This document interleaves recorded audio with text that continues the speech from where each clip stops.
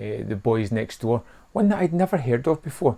A movie that really kind of struck me as a real surprise watching it, because it tackles some really nice themes. It feels like a little bit like Natural Born Killers, the beginning, the origins almost, because we get our two characters. We get Roy, played by Maxfield Caulfield, and we get Beau, played by Charlie Sheen. Two guys at school who have just graduated, who don't really fit in. They're a little bit of outsiders. Beau's a little bit more aware of this than Roy. Roy seems to have a definite chip on his shoulder, feels a little bit angry.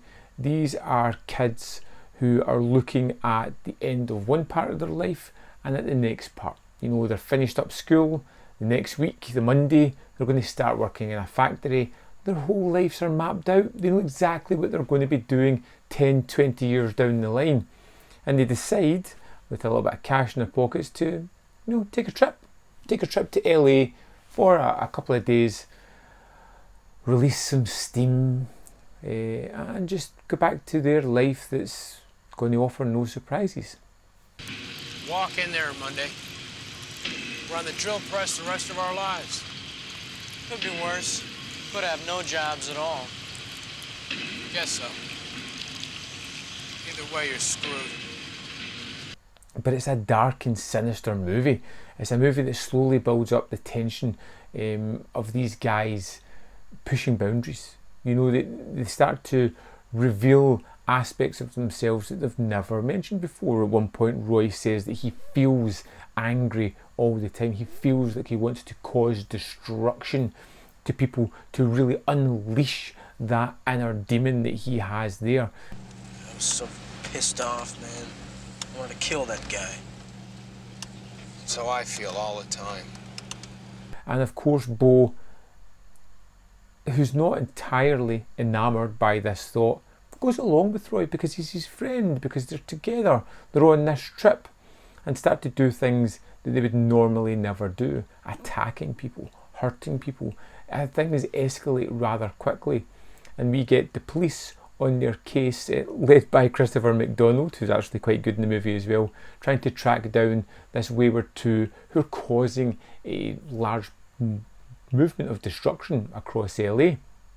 And I really liked how the movie takes a lot of time in building up the characters, of not just showing them snapping, but slowly building towards that attack. It opens wonderfully by explaining the various killers who are household names, and people commenting about them, how they would never seemed it would do that, how they were always nice young men, and now they're doing these horrible acts. And we get to see that. We get to see these characters pushed and cajoled and kind of nudged towards this darkness, rather than kind of pulled aside and helped with their issues that they have. And I think that's really the key aspect of the movie that I really enjoyed. But I think Sheen and Caulfield together are wonderful. They really have this kind of charisma. They play off each other really well. They feel like different characters or different personalities, but ones that could be forced together in the microcosm of high school, where they're kind of outsiders and forced to be friends with each other. And you have one who has that darkness, and one who just has that nihilistic nature of just blowing things off for the sake of doing it. I thought the movie was remarkably well shot, and I liked the fact that it took its time in getting to what we kind of know is coming at some point. From the opening gambit of the movie, when you hear about these killers and then we're introduced to our two characters, you know where the movie is going to go, but it doesn't feel as if it needs to rush to get there. And some of the violent aspects of the movie are rather realistic. They're not smooth, clean, clinical kind of Hollywood set pieces. They're drawn out, they're angry, they're exhaustive, that you can feel the energy being expelled during these scenes. They're messy. People are fighting for their life. People are fighting to kill or silence that person, and it has that feeling of grittiness and almost realism to it. It gets a little bit silly in moments, but it, for the most part, was a really enjoyable film, one that I wasn't expecting to love as much as I did, and I think this one was really great and a really unexpected treat for me. Loved the pairing of the two actors, loved the direction it went, loved the tale it was telling and how it felt like a more realer version of how this could possibly happen. Almost like a warning tale to look out for the signs, to be careful around these kind of people, to help rather than hinder these people as they become the monsters. The Boys Next Door was wonderful. It's a great release. I think it's fantastic. Let's have a little look in at the menu and the discs, see what comes with this one. Okay, so here we are into the menu of The Boys Next Door.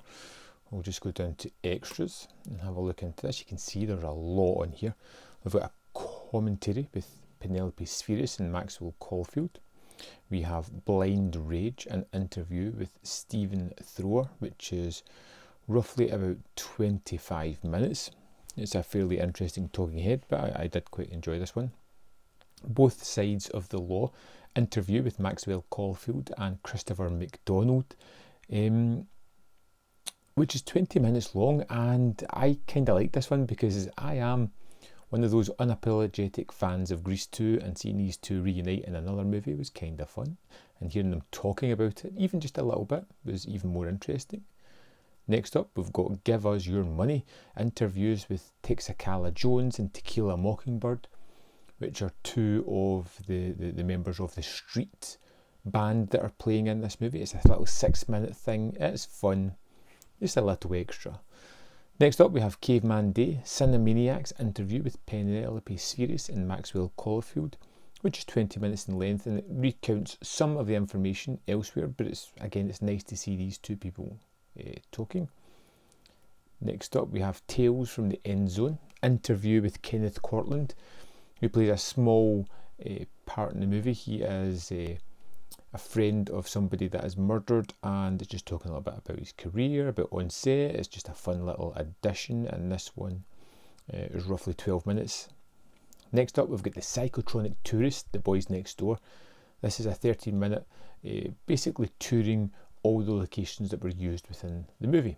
And we have an alternate opening title sequence and extended scenes, which is about 3 minutes in length, and of course the trailer. It's a pretty packed disc. So there we have it. The Boys Next Door, great package, but to be honest, the film is just an absolute star, one that I would thoroughly recommend, one that I think you should check out. I think it was great. Real surprise. If you've seen it, I'd love to know your thoughts on the film. Of course, there are going to be a couple of videos up here that you can check out, more content from my channel. I hope you enjoy, and if you happen to think I deserve it this time, drop a like on the video, maybe subscribe, or think about becoming a member of the channel. Join my Patreon, whatever you want. I'm happy with everything, happy with anything. Thanks for watching. I'll see you next time.